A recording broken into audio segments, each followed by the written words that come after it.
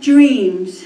Dreams are portals in your mind that drift to your heart and your soul and sometimes come true.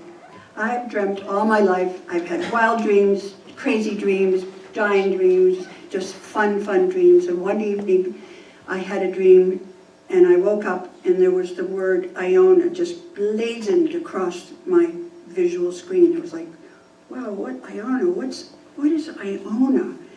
So I went downstairs and looked in the dictionary and it said, a small island off the west coast of Mull in Scotland in the Inner Hebrides. And I was like, wow, that sounds really, really interesting. So the next day I went to the Toadstool bookshop and I looked up pictures of Iona and they were just breathtaking. It's a holy isle. It's 3 miles long and a mile wide, and there was this unbelievable visceral pull that just said, Kin, you gotta go there. You have to go there. So I would tell friends and they'd say, you'll go sometime. I know you will. I was like, oh, I hope so, I hope so. I was in EMS one time and I was telling a friend about it, and I said, and when he left, he said, Kin, you'll go there. Some people came about, 10 seconds later, and they came up to me and they said, we couldn't help but overhear your conversation. We know some people who have a retreat house on Iona. You should call them. It was like, wow. I said, they gave me their name. They lived in Falmouth, Massachusetts. And I said, I will call them. And that was in November. Well, way back then in the 90s, I was a little more shy than I am today. So I hesitated to call them, and then in January, the pull was so intense to go to Iona that I finally picked up the phone and called them, and I said, oh, hello, Mr. Fosbrook. This is Kin. And he stopped and he said, my dear, we've been waiting.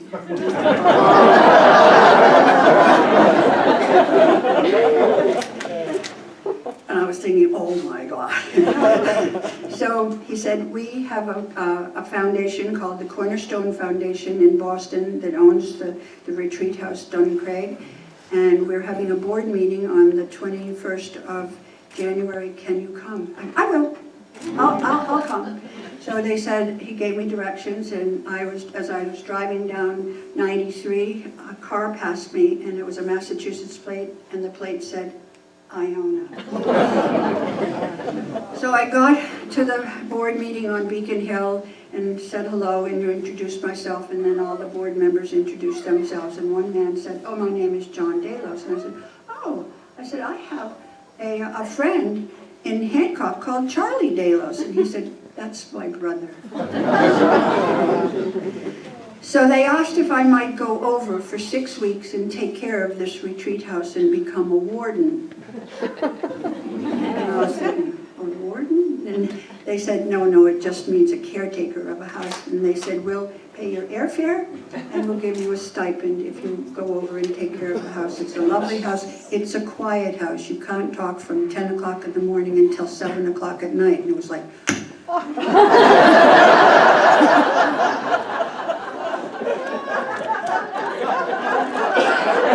I had to rethink my dream.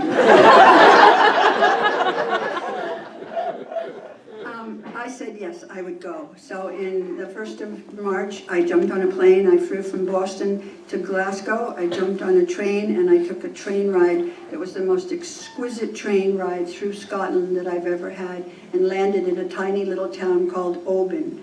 There in Oban, I took a ferry that went to the island of Mull to Craignure, and then I took a small bus that went all the way across Mull, which was about an hour ride, to a little town called Finnefort, and then I took another ferry ride that went to Iona and landed right on Iona. Some people met me at the ferry and took me to Duncraig, which was the house, and they said, nobody's going to be here for 2.5 weeks. Enjoy yourself. Well, that was pretty simple.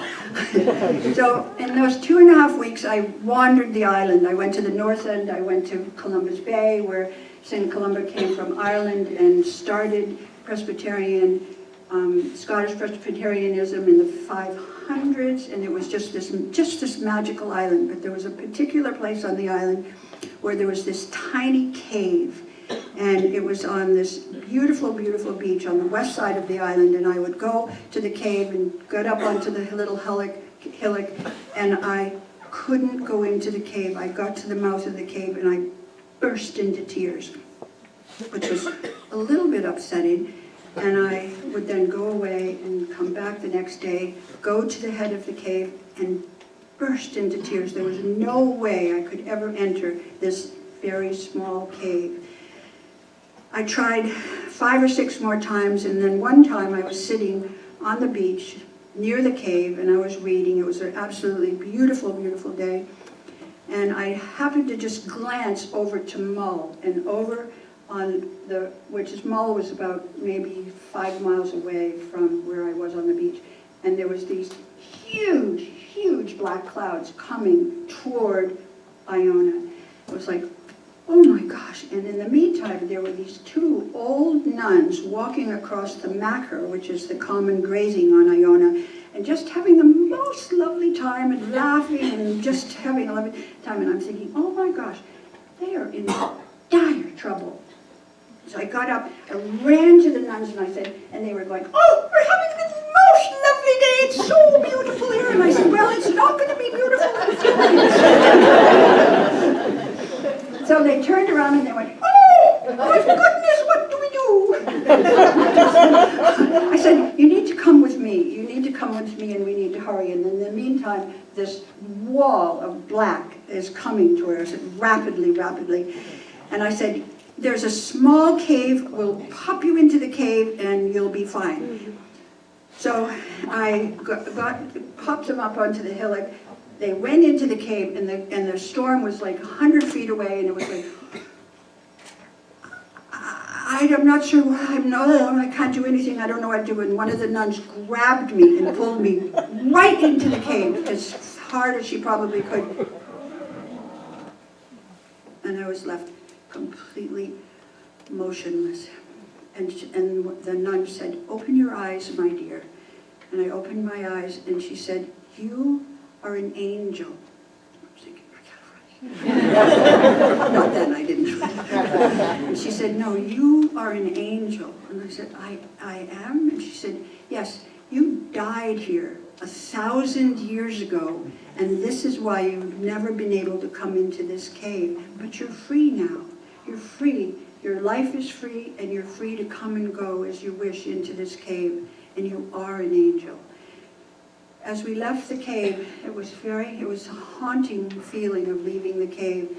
We walked across the Macker to go back into the village, and the nun took my hand and said, you are free, and you will be free for a long, long time. And she smiled and then walked ahead.